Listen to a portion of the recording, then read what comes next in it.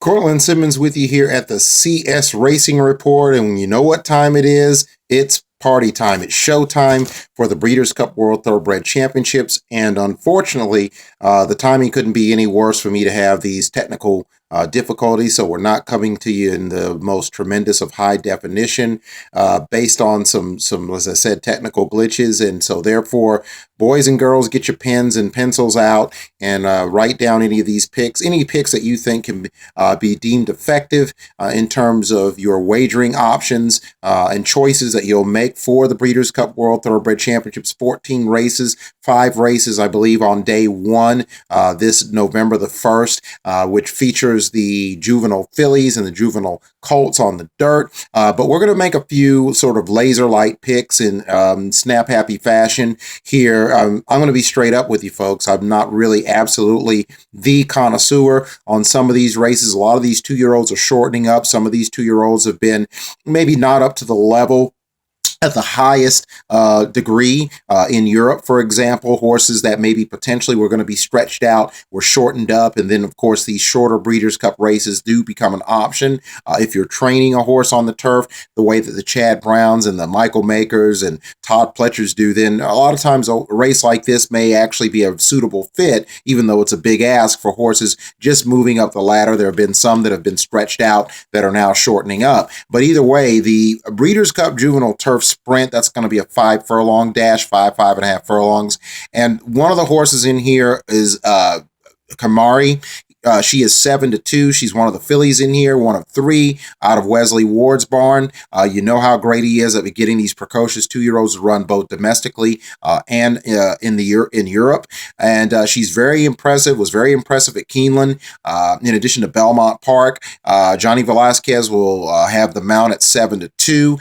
4-wheel drive, a son of American Pharaoh, also out of the Wesley Ward barn, was very impressive in the Belmont Futurity on the turf. He's taking in odds. He is going to be, I believe, he's going to be 3-1. So there could be a battle in the odds between those two. The horses that I like in here, I think that are going to be very interesting in terms of the European horses is A. Ali, trained by Simon Crisford, ridden by Frankie Dettori. He was very impressive in a stakes win earlier this fall. I think he's the kind of horse that the distance shouldn't be a problem. He has a nice closing style. I think he can basically insert himself into the mix. He is 6-1. So he is one of the favorites. You won't get a huge price on him. Having said that, the odds can always sort of fluctuate on a sliding scale on Breeders' Cup Day in terms of people's belief in certain horses. And so his price may go up for those who don't believe the Euros are going to be as good. But I think he's very interesting in here, along with Alligator Alley. Joseph O'Brien is the trainer, son of Aidan O Brien, who was a fine jockey in his own right. And he comes in at 12-1. He had a stake win that looked pretty good on paper. So at 12-1, you might like him as a price. In the Indian Summer Stakes, though, getting back to Kimari, very impressive. New stakes record, 103.03. So the turn of foot is there. Her numbers are very, very good. But I'm going to sort of go with these bets. I think the number 10, A. Ali, could be your upset special. The number 7, Kimari, finishing second. And the number 1, that would be Chimney Rock, a horse who's faced Kimari, also faced another of Wesley Ward's horses in here, the number 12, Cambria, who won a minor stakes at Kentucky Downs, beating Chimney Rock, and then she stepped up and ran pretty well in the Indian Summer against Kimari. So I think she's very interesting, Chimney Rock, at 10-1. The odds may go up or down. So I kind of like the 10, as I said, A. Ali, the 7, Kimari, the favorite, who's 7-2 in the morning line, the number 1, Chimney Rock, actually running well in here, and then the number 6, and that would be Alligator Alley. And then I think Cambria is very interesting. She's a smallish filly. She may get swallowed up by these horses, but she's very, very light on her feet. She could be the horse that you might want to use, and you very well could place a win wager on her. She's 12-1 also, and she comes out of a good barn in Wesley Ward. She's got 3 in there. So that should be interesting in terms of the Breeders' Cup Juvenile Turf Sprint. When it comes down to the Juvenile Turf, Arizona is the feature horse, finished second to Pinotarbo in the Dewhurst Stakes, won the Coventry, which is a very, very big graded race. Aidan O Brien, I think, has won that about 9 times. his stablemate, Fort Myers, ran pretty credibly in that race. He also won a minor stake on the synthetic. So a very versatile horse. Aidan O Brien's got 2 in there. It's a race. It's a toss-up. As I said before, folks, I wouldn't be the connoisseur in terms of literally and figuratively being able to dissect every horse in this 14-horse field. But I do like the 12 and the 5. That would be Arizona. He's coming out of the 12, though. That could be a bit of a problem. The number 5, of course, is Vitology. I like him at 10-1 because I think Brendan Walsh right now is a little bit hot, and I think he's a very, very good conditioner, and I think that things are starting to develop for him, that everything he puts in there, all of his stock are going to run well. He's coming in there at 5-1, 10-1 out of the number 5 hole with Javier Castellano. I think you might want to look at him as an interesting sort of long shot pick where you want to go straight up for the win and try to hit the home run, or if you're looking to hit some exotics. So the 12, the 5, that's pretty much that. And then I have my third horse. It could be Fort Myers. There's a couple of other horses in here, but as an exacta box, I like the 12 and the 5 so far in the Breeders' Cup Juvenile Turf. When you look at the Juvenile Fillies, that race has a number of interesting horses in here. It's a co-feature. Bob Baffert's BAST, a daughter of Uncle Mo, was impressive in the Chandelier, but some people thought that she was barely hanging on, and as we stretch out, maybe things won't work out for her. But she's a robust filly. She's a big filly. Kind of reminds me of Half Bridle. She's kind of a cross between, maybe not literally Zenyatta, who of course won the Breeders' Cup Classic some 10 years ago at Santa Anita, but she's got that bulkiness about her, that sturdiness that reminds me a little bit of a cross between a Winning Colors or a Zenyatta, robust filly, but light on her feet. So I like BAST. I like her to go further. I actually think this might be Bob Baffert's Kentucky Derby horse, as he once said years ago. The Oaks, it's a $500,000. It's a grade 1, but it's nothing like the Derby. So I really like BAST to actually improve coming out of this race. Some people don't. 7-2, Bob Baffert, who obviously, like an Aidan O Brien or a Chad Brown, gets overbet. And that's certainly logical. She may not be the best, considering that British Idiom, trained by Brad Cox, coming out of the number 4 hole. BAST is coming out of the 6. She is 7-2, very impressive in the Alcibiades. Seems like a horse that shouldn't really bounce from this race, shouldn't have a problem with the distance, and should run as well, if not better, than she did at Keeneland. That's certainly to be determined. She's coming out of the number 4 hole, and I really like her chances in here. I think BAST, both horses, could be, there for the taking. Certainly there's a price. Donna Veloci is a horse, also a daughter of Uncle Mo, like BAST, out of Simon Callahan's barn, the trainer of Bellafina. She won a maiden at 6.5 furlongs. The question is going to be, can she jump from that 6.5 furlongs to the 8.5 furlongs against this field in the Breeders' Cup Juvenile Fillies? That's going to be the 69 or the 64 or $1 million question as to whether she can do this based on her raw talent off of one maiden score. So that's going to be very interesting, and she's actually been made, in some people's minds, the morning line favorite. She's one of the top 3 choices on the morning line at 3-1 coming out of the 1 hole. So that's going to be very intriguing as to what she's going to do. You've got Wicked Whisper, who of course won the Frizette.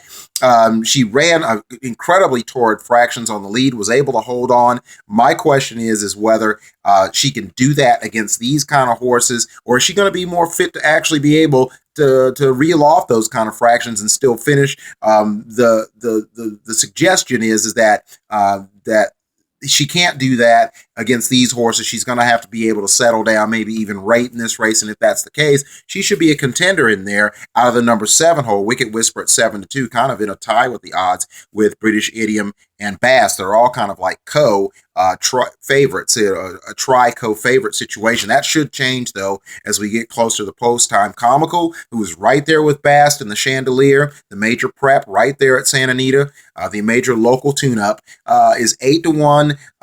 Doug O'Neill's the trainer, and so she's a horse who's very interesting. Will the distance help her? Did that race take something out of her? The same could be asked of BAST. So those are going to be a lot of the things, the questions that a lot of you fans are going to pose, whether you're hardcore handicapping this race or if you're just kicking back to watch the World Thoroughbred Championships. As far as my picks go for this, I like the 6. That would be BAST. And I say that without, an overwhelming degree of confidence. The 6, the 4, that would be British Idiom. The number 9, that would be comical. And then the number 1, Donna Veloce. I think she has the ability to win this race. I would say this, even if you don't agree literally with those picks, I almost don't agree with them myself. Those are the horses I think you probably would be wise to use. But again, it's the Breeders' Cup World Thoroughbred Championships, and anything can happen. And as Charles C. Canty once said, 2-year-olds can be inconsistent, so you really don't know, even when you think you have a star, if you actually do have someone who has a bright future and can put it all together on a stage like this. So again, the 6, the 4, the 9, the 1, those are kind of the horses in combination that you can use. I kind of like BAST. I'm tepidly using her, but I think she's the type of filly that wants distance. I think she wants Kentucky Derby distance, and for that matter, I think British Idiom is a nice, sturdy, full-bodied filly as well. Reminds me a little bit of Brad Cox's stablemate that he trains, both actually 2 horses, Owendale, who we're going to talk a lot about going into the Classic, and a horse by the name of Arklow, who's one of the contenders in the Breeders' Cup Turf. But those are my picks for the Juvenile Turf. And then when you want to look at the Breeders' Cup Juvenile, which is the feature of Future Friday, when you look at that race, this is the race that people consider to be one of the more, one of the showdowns of the Breeders' Cup. You have Bob Baffert's 8 Rings in here. He's a horse that, of course, won the American Pharoah. A lot of people talking about him. He did drift a little bit in the stretch of that race. And again, it's kind of a situation in which is he going to be able to stretch out, straighten out those quirks? Because he had some problems.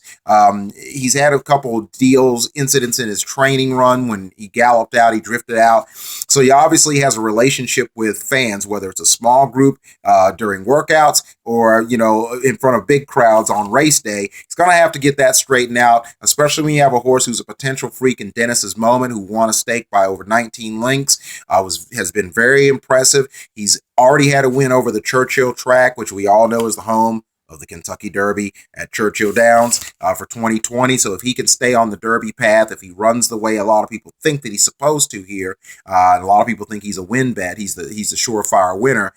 We know that he's got experience at Churchill. It's going to be interesting to see how Dennis's Moment rates in this race, and if both horses, they've had races in which they lost their riders, and so those were kind of like toss-outs. But again, those, are going to be the questions. Can they stay on? Can their jockeys stay on? But since that time, they've both run big in winning their stakes. When you look at the draw, 8 Rings is coming out of the 6. That's a good hole for him. Dennis's Moment's coming out of the rail, so he's going to have to come out of there. Then it's going to be key as to whether he's going to be too keen or if he's just going to be relaxed, just nice and relaxed in a very, very professional manner. He's been very, very smooth and fluid in his works. He's been very, very good. The shame in this race is that Maxfield, trained by Brendan Walsh, who I hate for mention, as a contender in another one of the Future Stars races on day 1 of the Breeders' Cup, had to scratch, has a foot issue, but he, along with a lot of us, are looking forward to see what he can do as a 3-year-old if he doesn't have a run later in the year. The Kentucky Jockey Club could possibly still be on the menu for him, especially since he's missed the Breeders' Cup. This is sort of like what happened with Code of Honor. Couldn't make the Breeders' Cup, getting sick, and then he couldn't subsequently make the Kentucky Jockey Club or the Remsen in terms of choosing one of those two. We'll see if Brendan Walsh sticks to his motto that he's going to basically wait on this horse to run him as a 3-year-old, or if he might be able to get one of those races, target one of those races in lieu of missing this Breeders' Cup. But it's a foot problem that he may need a little more time with this horse. He was very impressive in the Breeders' Futurity. Keep an eye on him. Won't be in this race, but Dennis's Moment looks very, very good in here.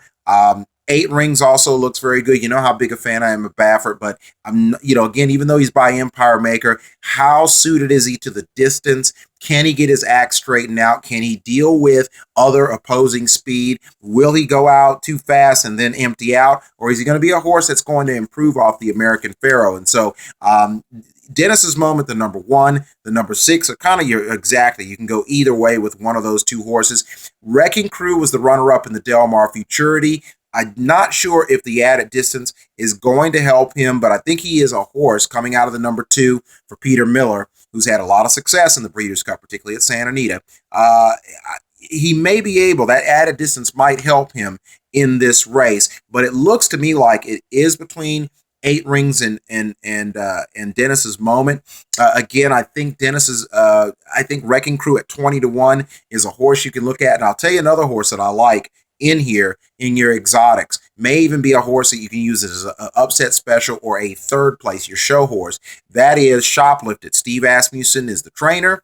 He's a horse that ran a very, very good second coming up in the last jump to get the place spot on an off track in the Hopeful Stakes. I think he's going to like Santa Anita. Not necessarily because it's that lightning fast Santa Anita track that you've been accustomed to, which has obviously given some Eastern horses problems, and sometimes it hasn't been ideal for the home horses either. But I think that given that it's going to be a more Eastern style surface now that Santa Anita has changed it, and the fact that if he can just get a dry strip, which is likely to happen on day one of the Breeders' Cup, versus running on that off track in the Hopeful where he came on very nicely, he gets the added distance. He gets a dry racetrack. He's 20-1. I think he's going to like every bit of the mile on the 16th. And if that's the case, I could be be completely wrong. But if he likes that distance, I think he's the one that can pick up the pieces and or even run down or get first run on Dennis's Moment. He's a bit of a closer, so I think it's likely he's going to be trying to mow his opposition down. I think he has a chance to do that. Not saying absolutely that he is, but he is a horse that I think that it's not so much the Asmussen factor, but just the way he ran in the Hopeful. Wouldn't matter if I was the trainer. I think he's a horse you've got to look at 20-1 at a price, and given that he'll get a more ideal setup logistically in this race. So as far as the juvenile goes, like I said before, you can go the 1 or the 6 or the 6 or the 1. And I think the horses you like to throw in there again are going to be number 2, Wrecking Crew. Maybe he's a horse that will like the distance, the stretch out from the Del Mar Futurity. Wasn't a great runner-up effort there. And then Shoplifted is your other horse, who I think really did run very strongly, a slightly stronger race in the Hopeful, and he is your number coming out of post 3. And the latter 2 horses are 20-1. So if you're looking for some value, in addition to some horses that maybe could contest what looks to be a 2-horse event, I think those are the ones you need to look at. So those are my early picks for the day 1 of the Breeders' Cup World Thoroughbred Championships to be held at Santa Anita Park in Arcadia, California.